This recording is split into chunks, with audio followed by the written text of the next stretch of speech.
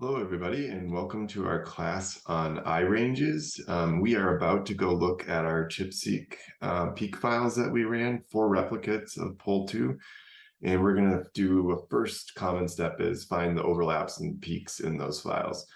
But before we do that, I think it's important to understand the fundamental basics of Iranges. So this is just a quick primer on Iranges, which is part of GRanges. And you can see more here if you go to the manual with a double question mark, that you pull up the Genomic Ranges package, and Iranges is a sub part of it. So just want to go over it real quick, and you can learn a bunch more about it by clicking on the PDF that they provide. Okay, so let's start here. We are on the GitHub on 03 Iranges.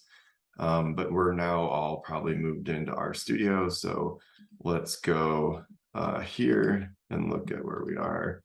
That we're in classes 04, our basics, 03 Iranges, and that's the same document that's on GitHub. Okay, so Iranges is basically just needs to know the start and stop of a region, and you can name that region, and you can do a bunch of little things that we'll quickly go over, and you can do overlaps. And that's what we want to get some basic knowledge of, is like, how do you look for intervals and how they overlap between data sets. So we'll take this simple example here where this is the Iranges function, and what it needs is a start and an end, and then it will infer the width based on those two. So again, this C makes a string for us of that's going to have in it 1, 200, and 1,000. So that's 3 different start sites, and the corresponding end site is here with 30 for 1, 200 to 299, and 1,000 to 1,200. So you can imagine this is the start and stop of 3 peaks, and we want to see if any of them overlap across the 3 samples. Okay, so we can make that. Again, we're opening up the Iranges function, setting the start equals to these 3 values, and then a comma separating the next part, with end concatenating these together as a separate one. So let's see what we get here, and take a look at that. So again, it's just Control Enter to run each line of code. And so what we can see here is a few things. We get the start, the end, and it infers the width. And we have our 3 starts and our 3 stops, and our 3 widths, and it's an integer. It's always important to kind of know what type of data you're dealing with, and that'll become more important as we move along.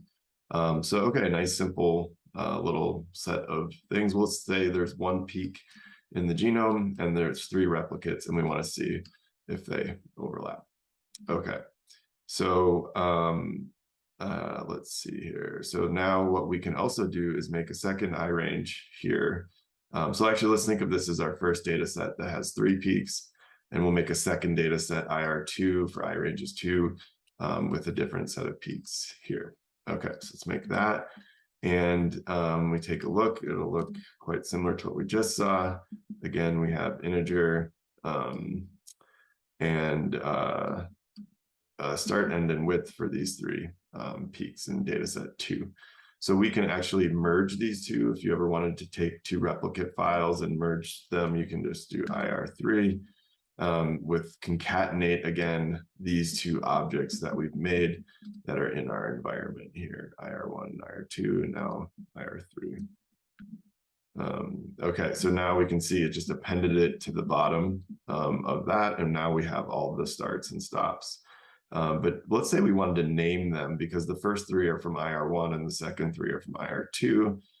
This is another common practice of wanting to merge things together but keep their names handy. So what we can do is use this names function. We'll use this a lot. So names is basically saying add a name to this object here, or go into the names category of this object and paste in replicate 1 is the first piece of text to paste. That's why it's in quotes.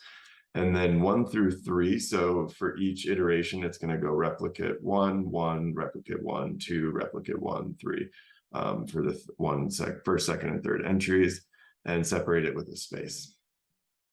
Is all this paste function is doing here.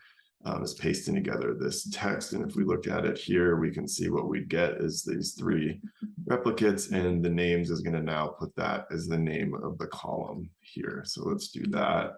And voila, we can now see, now we can keep track that in IR1, we have this replicate 1.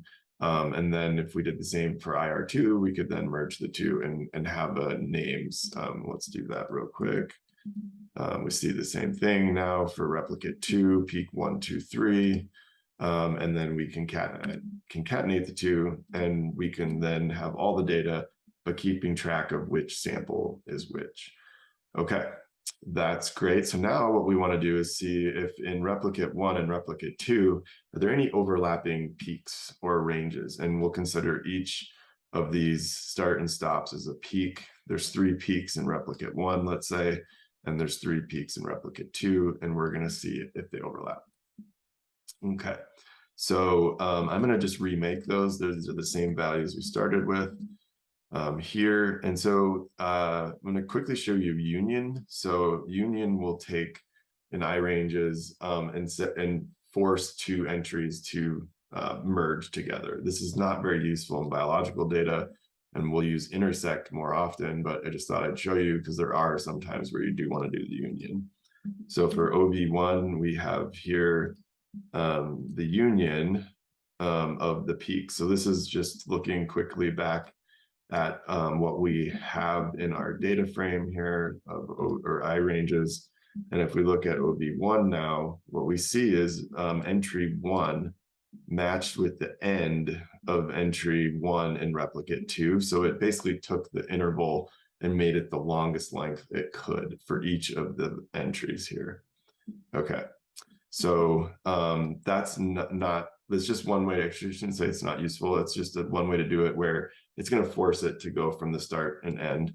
Whereas usually in biology, if you want to see if 2 peaks overlap, you want to find that they actually intersect over each other. And that's what we'll do now. Okay, so we'll use IR1 and IR2 and do an intersect this time for OV3. And if we take a look here, again, here's our start and stops for each replicate. And if we look at IR3 now, what we see, OV3 is only 2 overlapped. Okay, so last time we had 3 entries because union forced the extension. And here we can see that it only found the ones that actually intersected.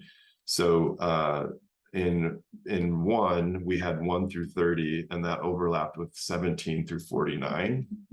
And so what it returns to us is that 17 through 30 overlapped here, the start and end. The longest start and end is 17 and 30 that had an overlap. So now we've gotten into the range in the spot where the peaks actually overlap. And there's only 2 of those because our second entry here goes from 200 to 299, and this one only goes from 100 to 199, so they don't actually overlap.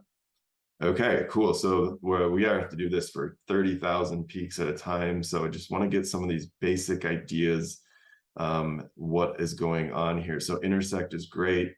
And we can also do count overlaps between the 2, which is just going to tell us the number of overlaps.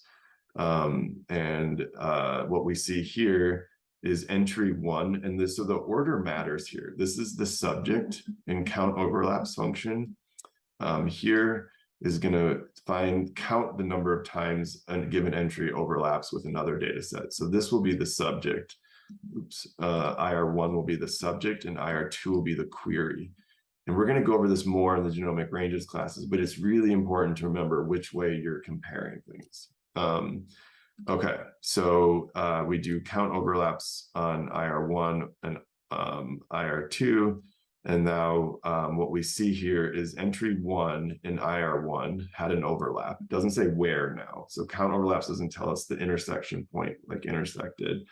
And the 0 means the second entry did not overlap, which we just saw, and that the third entry also had an overlap. And that's what was returned here is these 2 overlaps. The first and the third entry had overlaps as we went through. Okay, so that is sort of a useful vector now because we can say across all of our peaks, how many times was there an overlap? And in a larger data set, this might be like 6, 0, 2, so there might be multiple overlaps. And so we're just looking kind of under the hood here real quick to see, getting familiar with count overlaps. We could also do find overlaps. We're going to go over a bunch of that in the next class, genomic ranges. Yeah,